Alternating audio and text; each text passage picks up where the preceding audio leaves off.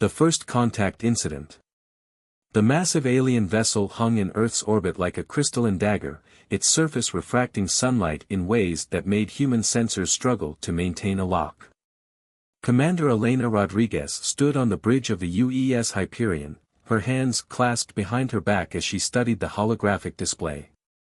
20 years of naval service hadn't prepared her for this moment, humanity's first contact with an advanced alien civilization. "They're hailing us again, Commander," Lieutenant Park reported from his communications station.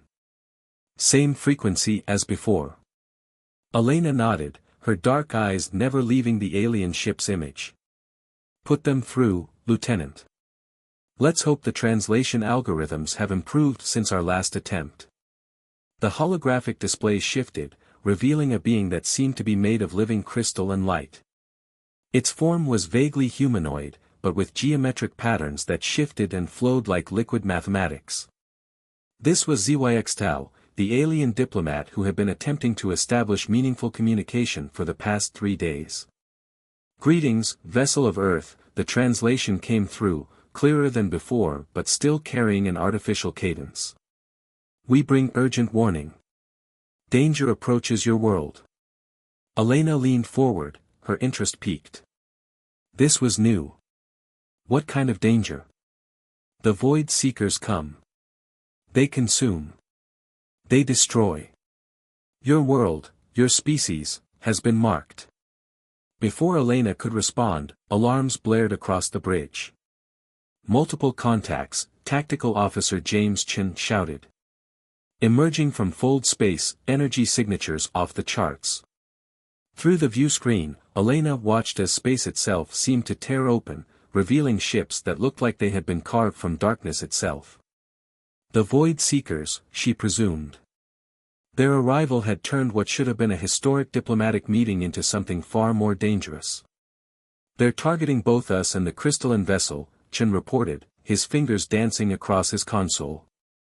Reading weapons lock. Elena's mind raced. They had no protocol for this situation, no playbook to follow. But humanity hadn't survived centuries of adversity by freezing in the face of the unknown. "All hands to battle stations," she ordered. "Lieutenant Park, open a channel to our new friends." "Channel open." Zyxtal, Elena spoke clearly, hoping the translation would carry the urgency in her voice. "We don't know each other. We don't trust each other. But right now, we face a common enemy. Fight with us." There was a moment of silence that felt like eternity. Then Zyxtal's crystalline form shifted, patterns flowing faster. "Your species surprises us, Commander. We expected fear, retreat. Instead you offer alliance." The first shots from the Void Seekers lanced through space, their dark energy weapons leaving trails of distorted reality in their wake. The Hyperion shuddered as its shields absorbed a glancing blow. "Humanity has a saying," Elena replied, already directing her crew to battle positions. "The enemy of my enemy is my friend. Besides, someone just crashed our first contact party. That's just rude." A sound emerged from Zyxtal that might have been laughter. "Perhaps our analysis of your species was incomplete.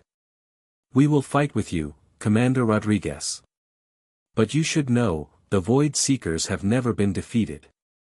Elena allowed herself a grim smile as she watched her crew efficiently preparing for battle, their training overcoming any fear they might feel at facing an unknown enemy. "Well then, today they're going to learn something about humanity. We don't believe in unwinnable scenarios." The next hours would become legend in both human and crystalline histories. The Hyperion and Zyxtal's vessel danced through space in an improvised but effective combat partnership. Where the alien ship's advanced energy weapons created openings, human missiles and kinetic weapons exploited them. When the Void Seekers attempted to predict and counter the crystalline ship's attack patterns, the seemingly chaotic but carefully planned maneuvers of the human vessel threw their calculations into disarray. 3 Void Seeker ships were destroyed before the others retreated, leaving behind a battlefield scattered with debris that defied the laws of physics. The Hyperion had suffered heavy damage, and Zweigstal's vessel's crystalline structure showed signs of stress, but both crews were alive, and more importantly, they had discovered something unprecedented. Your tactics, Zweigstal communicated after the battle, they were illogical, unpredictable, and yet precisely calculated. How? Elena looked around her bridge, at the humans who had just fought alongside aliens to defend Earth, and felt a surge of pride. That's humanity for you. We're walking contradictions. We calculate odds just so we can defy them. We study rules to learn how to break them effectively. We're scientists and poets, warriors and dreamers. And apparently, we make pretty good allies. Indeed. Zweigstal's form shifted in what Elena was beginning to recognize as appreciation. The Void Seekers will return. They always do. But perhaps with humans fighting alongside us, the outcome will be different this time. As Elena looked at the stars through her damaged viewscreen, she realized that humanity had just passed its first major test as a spacefaring civilization. Not through careful diplomacy or advanced technology, but through their most fundamental qualities, adaptability, determination, and the willingness to extend a hand in friendship even in the face of danger. They'll be back, she agreed. And when they come, they'll find humanity and the crystalline collective standing together. That's another thing about humans, Zweigstal, we protect our friends. The battle was over, but Elena knew this was just the beginning. Humanity had taken its first steps into a larger universe, and they had done it not with fear or hesitation, but with courage and cooperation. The stars themselves seemed to shine brighter, as if acknowledging the birth of a new alliance that would change the course of galactic history. Battle for New Damascus. 3 years after the first contact incident, the human colony of New Damascus had become a symbol of cooperation between species. Its spaceport bustled with both human and crystalline ships, while research facilities housed joint projects that combined human intuition with crystalline precision. Major Marcus Zhang stood at the colony's Defense Command Center, watching holographic displays track ships moving through the system. The Void Seekers had been quiet, too quiet. Intelligence suggested they were building something big, but no one knew exactly what. Marcus had learned to trust his instincts during 15 years of colonial defense, and right now, those instincts were screaming that something was wrong. Major, his crystalline counterpart, Security Director Valtech, approached. Like all of their kind, Valtech's crystalline form shifted with their emotions, currently displaying patterns that Marcus had learned to associate with concern. Our long-range sensors detect unusual gravimetric disturbances. Marcus frowned. Similar to their fold space signatures? No. These are different. Larger. Before Marcus could respond, the emergency channels exploded with activity. The colony's AI projected a massive hologram in the center of the command center, showing multiple spatial ruptures forming around New Damascus. But these weren't the familiar tiers of Void Seeker ships emerging. These were massive, spanning kilometers. By the ancestors, Valtech's crystalline form pulsed with shock. They've weaponized fold space itself. The ruptures began pulling at the colony's outer structures, their gravitational force threatening to tear the settlement apart. Through the command center's windows, Marcus could see the sky darkening as reality itself warped around them. Evacuation protocols, now. Marcus ordered, his voice carrying across all channels. Get everyone to the inner sectors. Valtech, can your people's shields handle this? Not alone, Valtech replied, their patterns shifting rapidly as they coordinated with other crystalline defenders. But perhaps. Major, your species' deflector technology. It operates on different principles than our shields. Marcus caught on immediately. You want to layer them? Has that ever been tested? There's never been a reason to try. Our technologies were thought to be incompatible. Well, Marcus allowed himself a grim smile, humans specialize in making incompatible things work together. Patch me through to all defenders. The command channel opened, connecting Marcus to every human and crystalline defender in the colony. Listen up. We're going to try something new. All human defensive installations, power up your deflectors but don't activate them yet. Crystalline defenders, prepare your shield matrices. On my mark, we're going to synchronize them. The next few minutes were chaos as defenders rushed to implement a plan that had never been attempted. The spatial ruptures grew larger, and the first Void Seeker ships began emerging from normal space, their weapons already charging. They're testing our response, Valtech observed. The spatial weapons are their real attack, but they want to ensure we can't organize a defense. Marcus nodded, watching as the defensive preparations reached completion. Then let's show them something they've never seen before. All defenders, execute synchronization now. Across New Damascus, human deflectors and crystalline shields activated simultaneously. At first, the energies seemed to clash, creating dangerous feedback patterns. But then, something unexpected happened. The two technologies didn't just cooperate, they resonated. The crystalline shields, normally rigid in their geometry, became fluid and adaptive under the influence of the human deflectors. The deflectors, usually limited in their coverage, expanded their range through the crystalline matrices.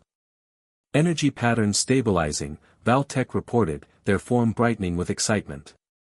The combined field is stronger than our projections suggested.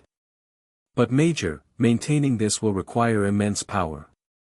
Then we'd better make it count, Marcus replied. All defensive batteries, target those spatial ruptures.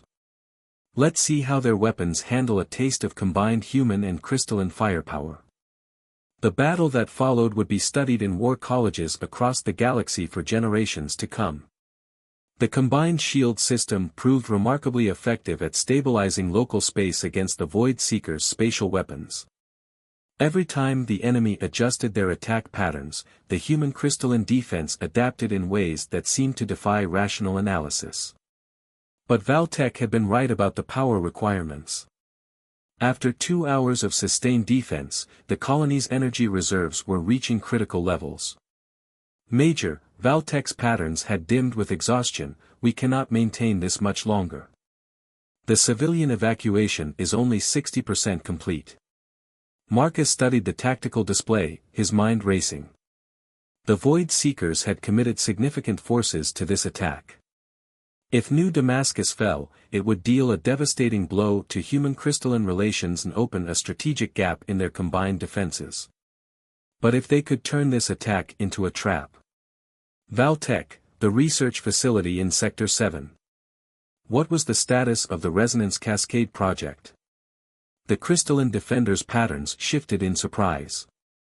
The prototype was successful in tests, but using it here, the energy backlash would destroy significant portions of the colony. But it would close those spatial ruptures. In theory, yes. But Major, even if we evacuated all civilians, the defending forces would be buying enough time for reinforcements to arrive, Marcus finished. He opened a channel to the civilian evacuation coordinators. This is Major Zhang. Redirect all remaining evacuees to the deep shelters. Defending forces, fall back to inner defense positions. Valtech studied him for a moment, their crystalline patterns shifting in a way Marcus had never seen before. You intend to trigger the cascade yourself. Someone has to stay behind to ensure the timing is perfect. But I need you to get your people out of here, old friend. The Crystalline Collective can't lose its foremost expert on human crystalline technology integration. And humanity can't lose one of its finest tactical minds, Valtech countered. The cascade will require both human and crystalline input to properly calibrate. I will stay. Marcus looked at his alien friend, remembering all the battles they'd fought together, all the innovations they'd developed by combining their species' strengths. The Void Seekers think they understand us, both humans and crystallines. They analyze our patterns, predict our responses. But they've never understood the one thing that makes our alliance truly powerful. And what is that? Major. We don't fight for victory, or glory, or even survival. We fight for each other. Together, they began the cascade initialization sequence as the last defenders evacuated. The Void Seekers, sensing victory was near, pressed their attack. They never realized that the weakening defense was drawing them into perfect position.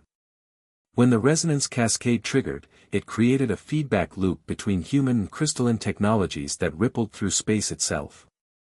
The spatial ruptures collapsed in on themselves, taking most of the Void Seeker fleet with them.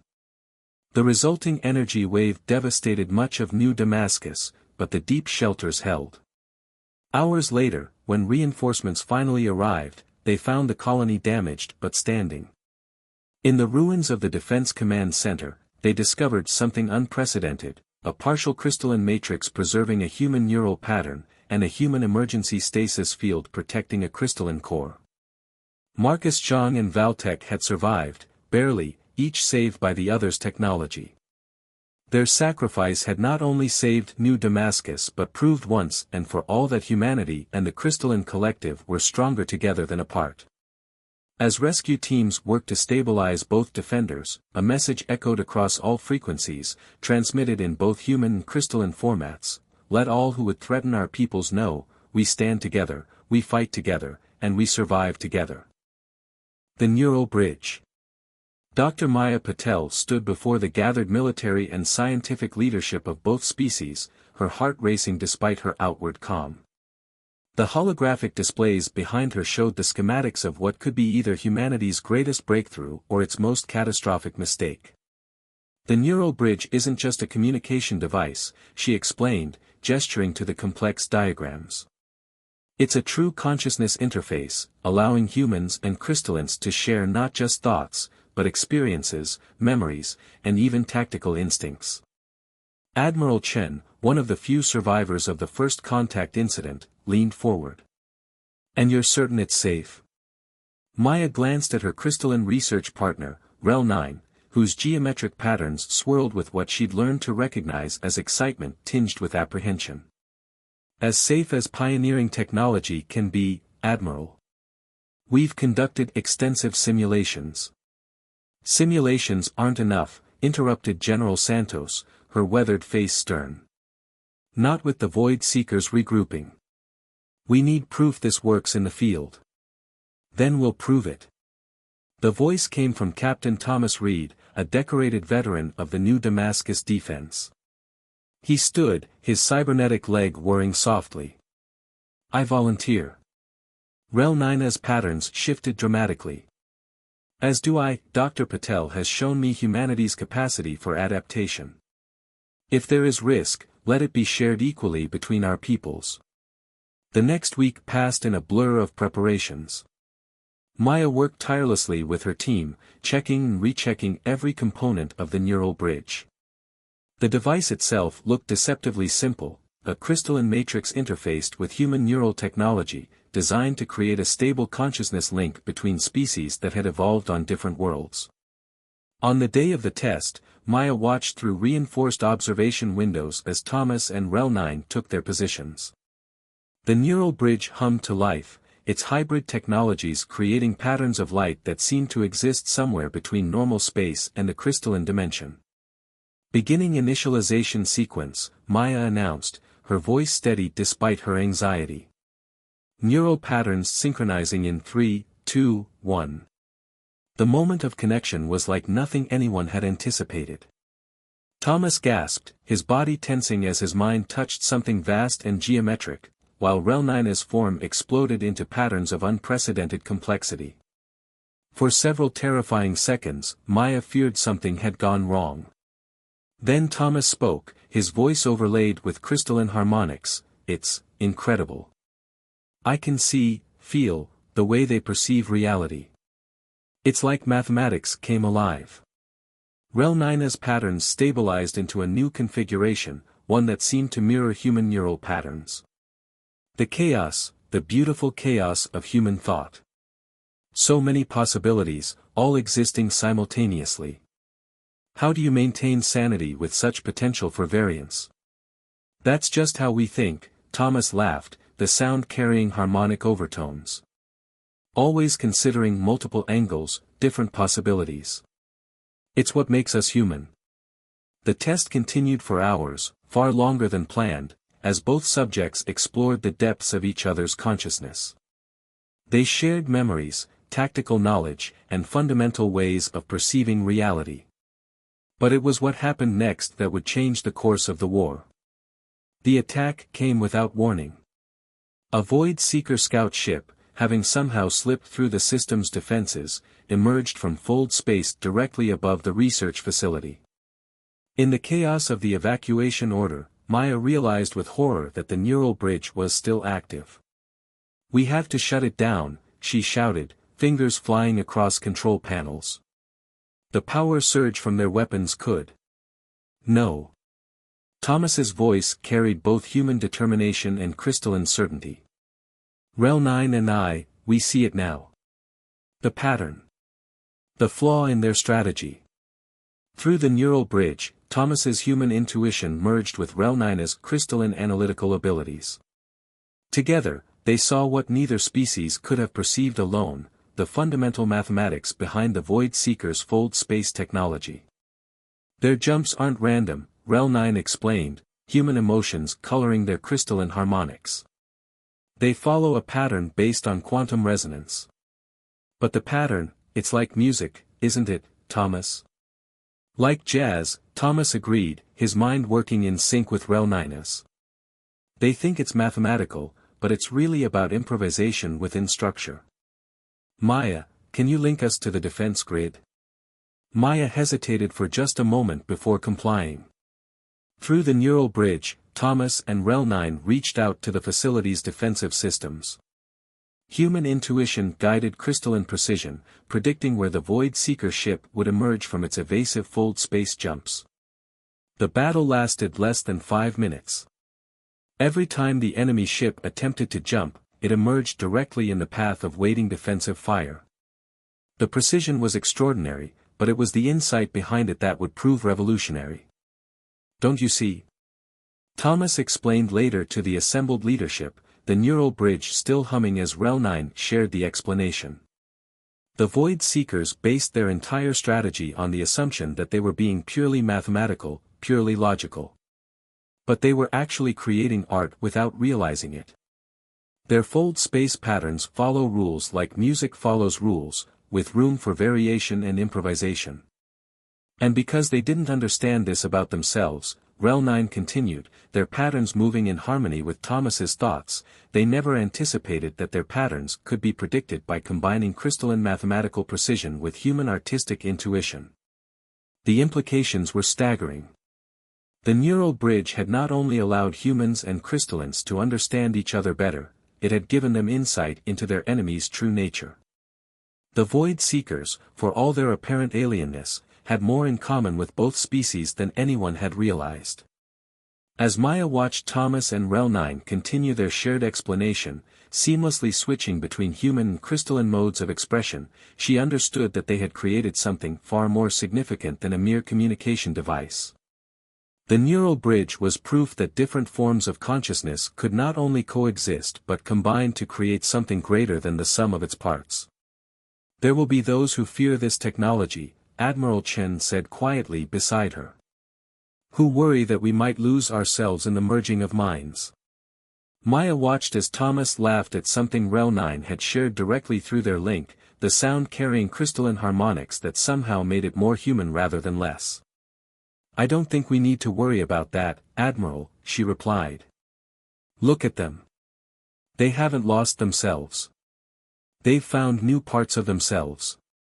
Maybe that's what this war has really been about, learning that strength doesn't come from maintaining barriers, but from finding ways to bridge them." Operation Starfall. The ancient space station hung in the void like a dark star, its surface etched with patterns that seemed to drink in light rather than reflect it.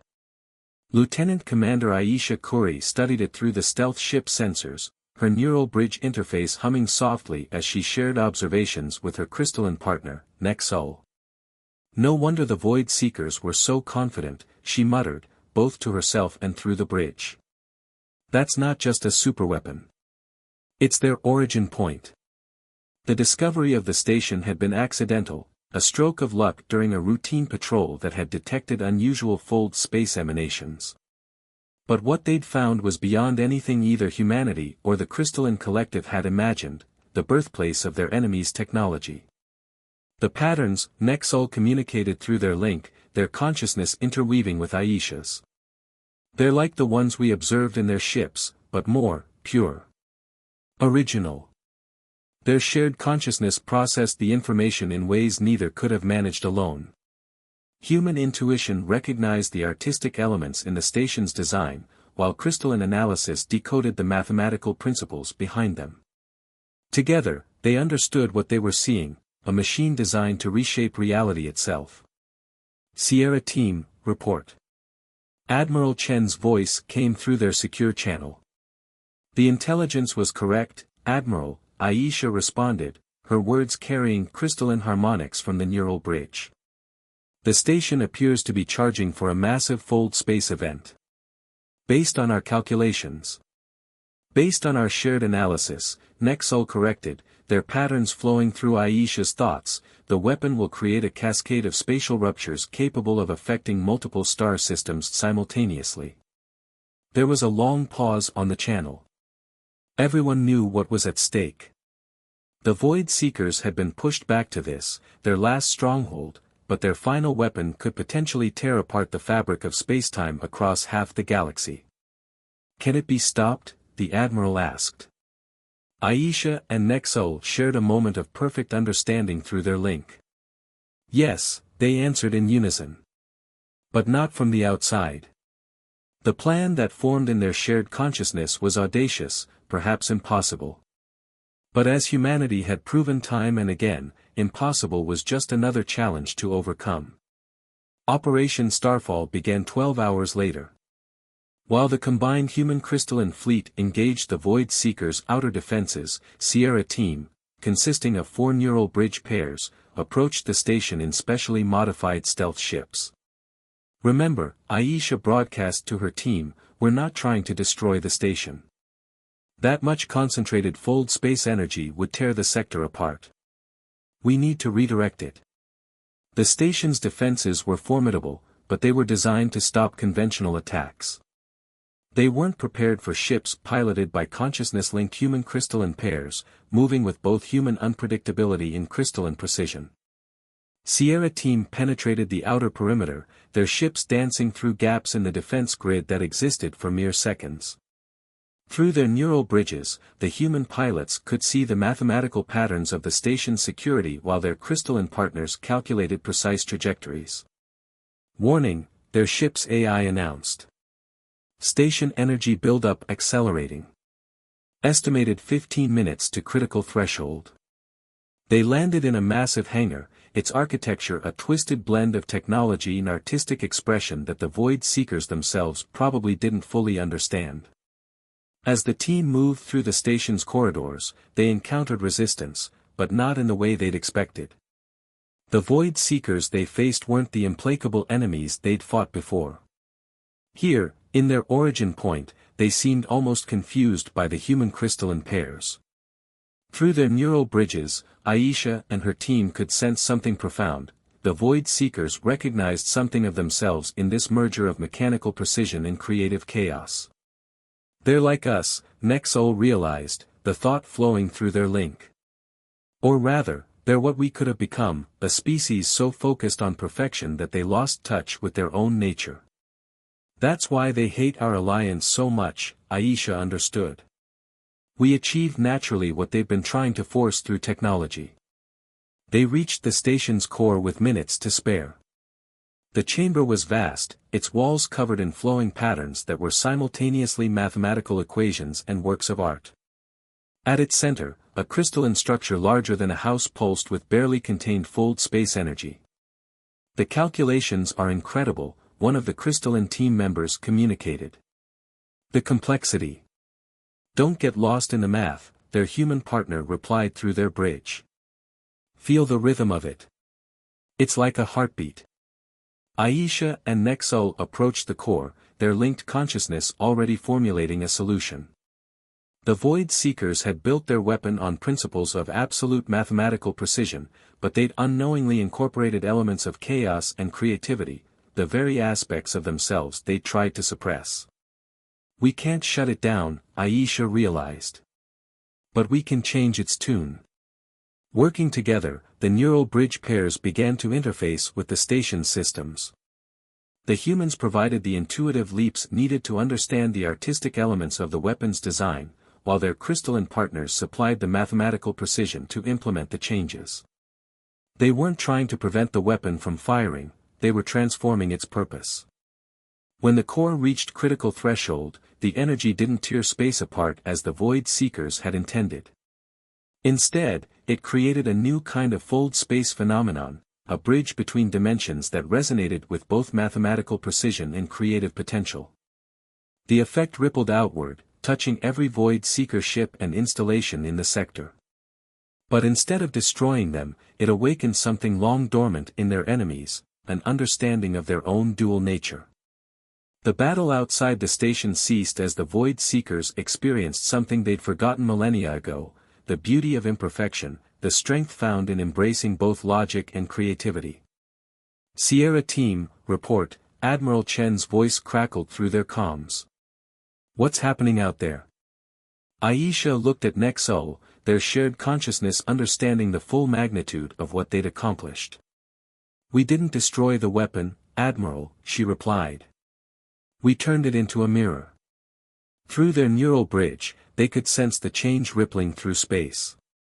The Void Seekers weren't being destroyed, they were being reminded of who they had once been, before their obsession with perfection had led them to war.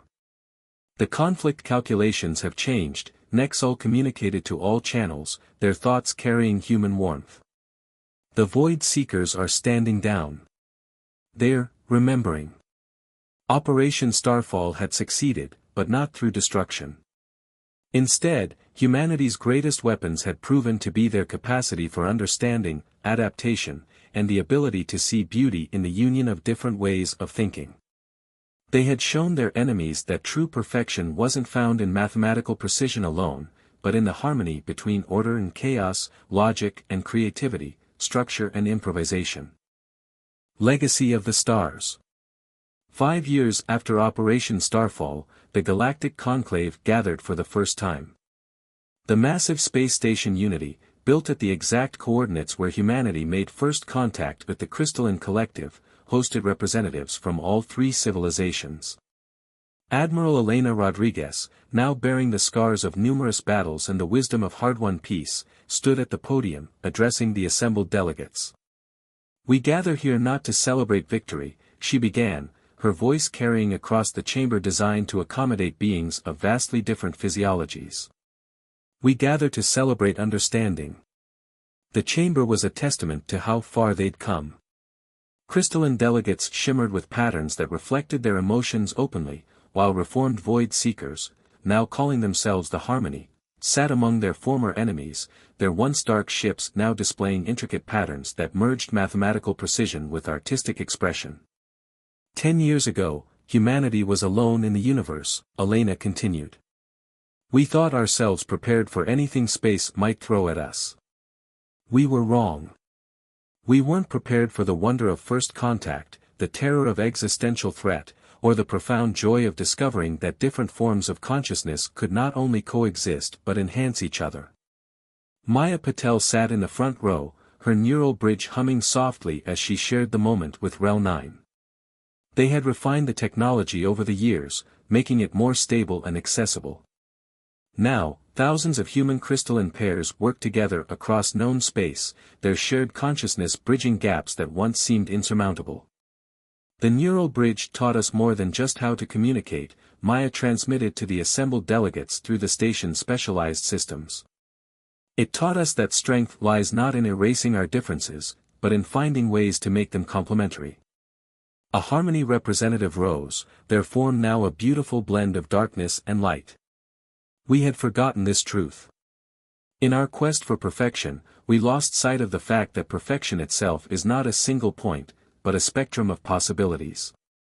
Through the enhanced neural bridge network that now spanned the galaxy, the assembled delegates could share not just thoughts but experiences. The memories of the war flowed between them, not with bitterness, but with understanding. They saw the first contact incident through Elena's eyes, felt the desperate courage of the new Damascus defense, experienced the breakthrough of the first neural bridge connection, and witnessed the transformation brought about by Operation Starfall. But our greatest achievement, Elena continued, wasn't in the technology we developed or the battles we won. It was in proving that different species, different ways of thinking, different approaches to understanding reality itself could come together to create something greater than the sum of its parts. The holographic displays showed scenes from across known space, human colonies where crystalline structures grew alongside traditional buildings, Harmony outposts where fold space technology was being repurposed for peaceful exploration, and research stations where all three species worked together to unlock the mysteries of the universe. Thomas Reed and his crystalline partner Rel 9 approached the podium, their neural bridge connection evident in the way they moved in perfect synchronization.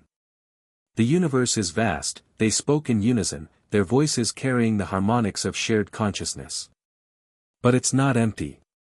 It's filled with possibilities, with different perspectives, with countless ways of understanding reality. Our task now is not to determine which way is right, but to learn from all of them. As if to emphasize their point, the station's sensors detected a new signal, a transmission from deep space that bore signatures unlike anything they'd seen before. A new species, perhaps, reaching out to the stars for the first time. And so we face our next great adventure, Elena smiled, looking out at the assembled delegates. Not as separate species, not as former enemies, but as teachers. We can show others what we've learned, that the greatest discoveries come not from conquering differences, but from embracing them.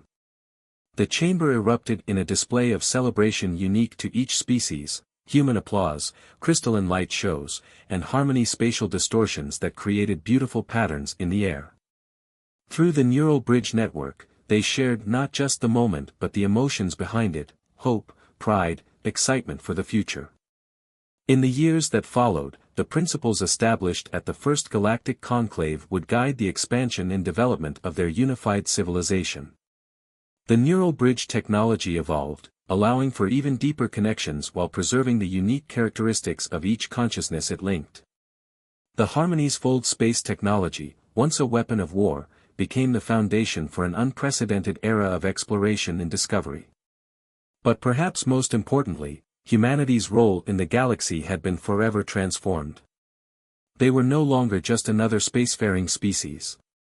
They had become living proof that differences could be strengths, that understanding could overcome fear, and that the most powerful force in the universe wasn't technology or weapons, but the willingness to reach across the void and connect with those who seemed most alien. As Elena looked out at the stars through Unity Station's observation dome, she reflected on how far they'd come. The galaxy was no longer a place of darkness and threat, but a vast canvas of possibilities. Humanity had not just survived first contact, they had helped create a new way of existing among the stars. Ready for the next challenge? Maya asked, joining her at the window. Elena smiled, watching as a ship of unfamiliar design approached the station, the first ambassadors of the newly discovered species. Always, she replied. After all, that's what humans do best. We don't just adapt to change, we help shape it. The stars seemed to shine brighter, as if acknowledging the truth of her words. In the end, humanity's greatest contribution to the galaxy hadn't been their technology or their fighting spirit, but their fundamental understanding that true strength comes not from standing alone, but from standing together, different yet united, unique yet connected, each contributing their own notes to the grand symphony of existence.